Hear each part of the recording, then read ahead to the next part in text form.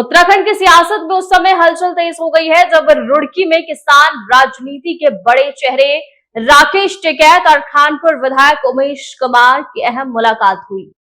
बताया जा रहा है कि इस बैठक में प्रदेश के मौजूदा राजनीतिक हालात, किसानों की समस्याएं और आने वाले चुनावी समीकरणों पर गहन चर्चा हुई। बैठक के बाद राकेश टिकैत ने उमेश कुमार की तारीफ करते हुए कहा कि खानपुर विधायक प्रदेश की जमीनी हकीकत को सही तरीके से समझते और बताते हैं। उन्होंने किसानों के बकाया गन्ना भुगतान का मुद्दा भी उठाया और साफ कहा कि किसानों के लिए बड़ा सवाल बना हुआ है। इतना ही नहीं, टिकैत ने उमेश कुमार को राजनीतिक तौर पर आगे बढ़ने का संदेश देते हुए कहा कि तैयारी करो और अपने जैसे और लोगों को भी चुनाव लड़वाओ।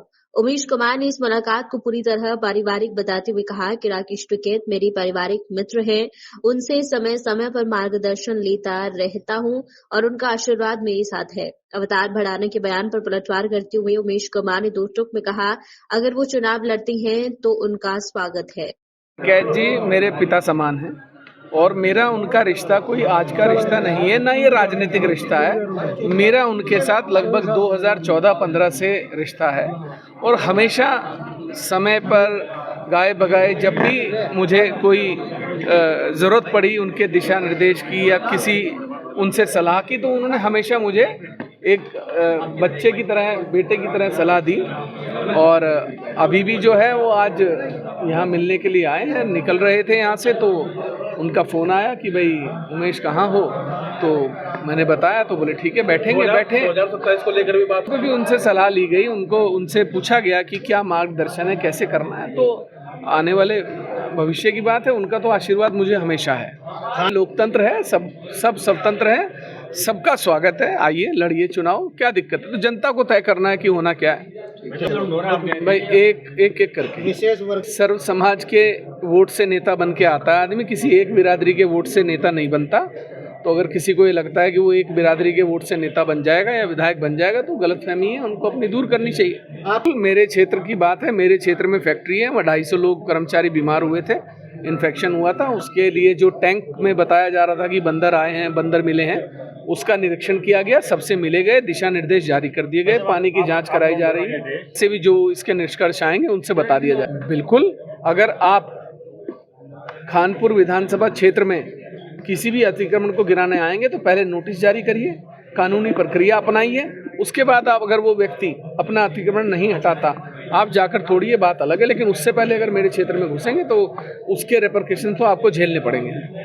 फैक्ट्री पे वो पैसा मिलना चाहिए और हम तो विधायक जी भी कह रहे भाई आप भी मदद करो, हाउस में एक आध बार बात उठवाओ। और जो लोग इस विचारधारा के जो लोग हैं तो उनको सबको आवाज उठानी चाहिए, क्योंकि गन्ना प्लेन में होता है और फैक्ट्रियां चली बाहर का गन्ना आके, तो यहाँ के किसान का भी भुगतान हो और वहाँ के किसान का भी भुगतान हो। गन्ना के बारे में क्या कहना? में बेईमानी होगी तो भाई दिल्ली सरकार जीतेगी और ईमानदारी से अगर काम होगा तो ममता बनर्जी जीतेगी। ऐसा तो नहीं जहाँ मशीनें रखी गई वहाँ तो किसी की हिम्मत है नहीं कोई कर ले, वहाँ तो लोकल के लोग भी लाठी लेकर हैं। लेकिन वो वीडियो वायरल हो रही ममता वो तो वो पता नहीं कहाँ की होगी, लेकिन जो एक बार बंद होगी मशीनें वहाँ तो फिर अपने लोग भी, वहाँ सब लोग रहते हैं, सब पार्टी के लोग भी। तो गुंडागर्दी में अगर करती तो सरकार भाई करती हो तो नंबर 1 का उनका जन्मसिद्ध अधिकार है। काम तो सरकार को ही करना, वो किला ही क्या कर लगा, उसके पीछे क्यों पड़े रहो तुम?